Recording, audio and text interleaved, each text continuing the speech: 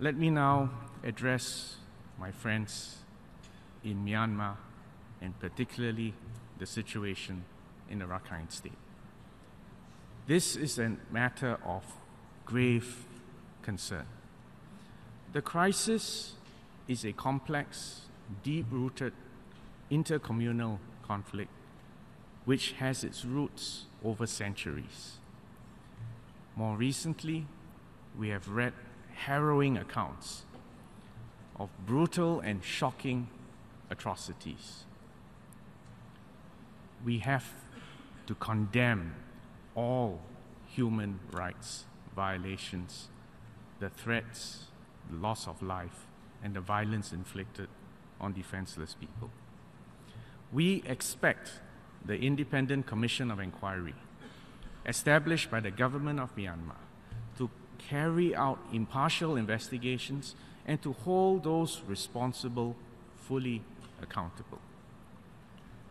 We also hope that the voluntary return of refugees back to Myanmar in a safe, secure, and dignified way will commence soon without undue delay. But ultimately, a political solution needs to be found. A solution and a process that will involve reconciliation, fairness, justice, and better prospects for all communities. Only then can we achieve a durable solution to this complex, long-standing problem. And all the members of ASEAN stand ready to support and assist Myanmar in this very challenging, difficult situation. We have also been watching, not far from our region, the developments on the Korean Peninsula. This year, Singapore was able to make a small contribution towards easing tensions by hosting the summit between the United States and the DPRK leaders in June. This summit, as well as the 3 inter-Korean dialogues which have been held this year, are important steps towards lasting peace and stability on the Korean Peninsula. Singapore hopes that the dialogue and the efforts, and hopes that the reservoir of trust that is being built up will bring peace ultimately to this troubled part of Asia. So let me conclude, Excellencies, by saying that there is no doubt that multilateralism needs to be defended and that the UN itself needs to be strengthened. That's the only way we're going to deal with the complex global challenges of the future. As member states of the UN, each of us has a responsibility to work together to improve and adapt the multilateral systems that we have built painstakingly over 7 decades. We need to find solutions, we need to build consensus so that our people can lead better, more secure, and more peaceful lives.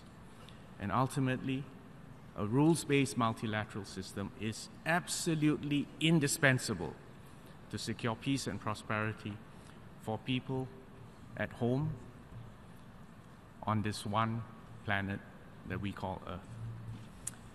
The single word we have probably heard the most over the last week is multilateralism.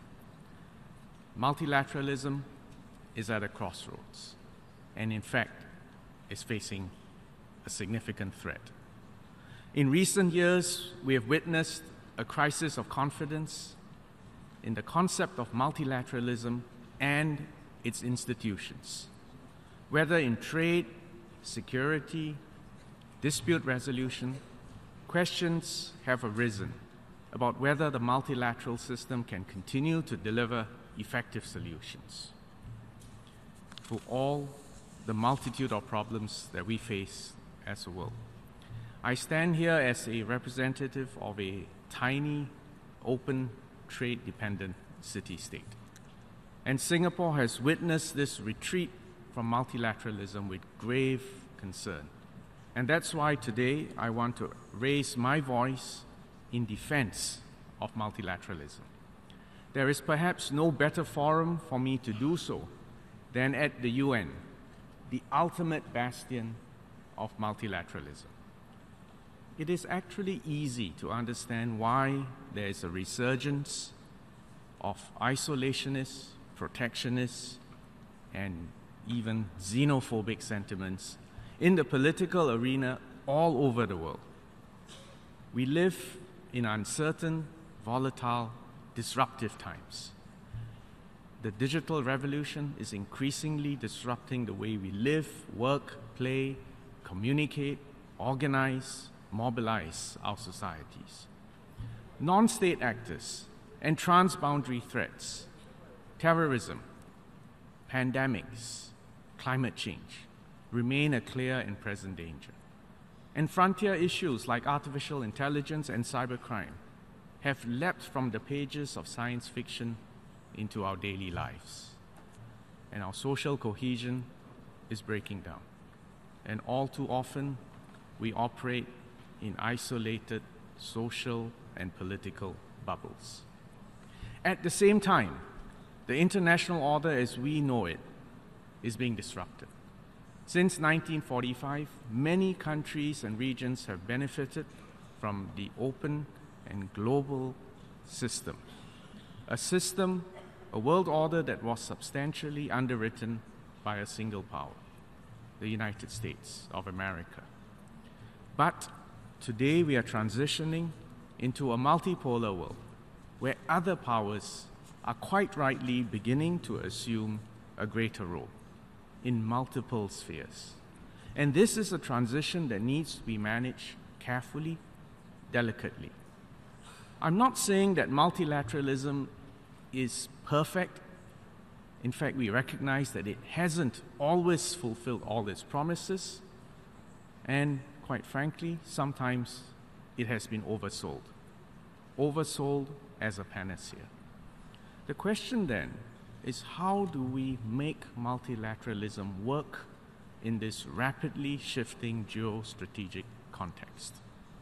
My take is that every state has to make room to accommodate these new realities and find a new modus vivendi. Foreign policy and trade policy actually always begin at home. Politics is always local. And we need to achieve this rebalancing in our domestic societies and political sphere, as well as make a rebalancing in the global international sphere. The global order will need to evolve, our responsibilities will need to be rebalanced, and in this perilous period of transition, we cannot and we should not abandon the rules-based world order that has brought unprecedented peace and prosperity for 70 years. In fact, the scale and the transboundary nature of the challenges that we face today demand more cohesion and more cooperation, not less. There is a strong case to be made for doubling down on multilateralism rather than retreating from it. We need a clear framework of rules and norms to ensure predictability and stability in interstate relations and commerce. Defining these rules through a multilateral process in which all states engage with one another as equals is essential for us to build a consensus and to strengthen respect for the rule of law. Compliance with agreed rules by all states is not only essential for global stability and for governing the global commons, but is especially crucial for a small city-state like Singapore. The principle that agreements will be respected and will be implemented is fundamental for our survival. Without the rule of international law, the strong will do what they will, and the weak will suffer what we must. Thank you all very much for your attention.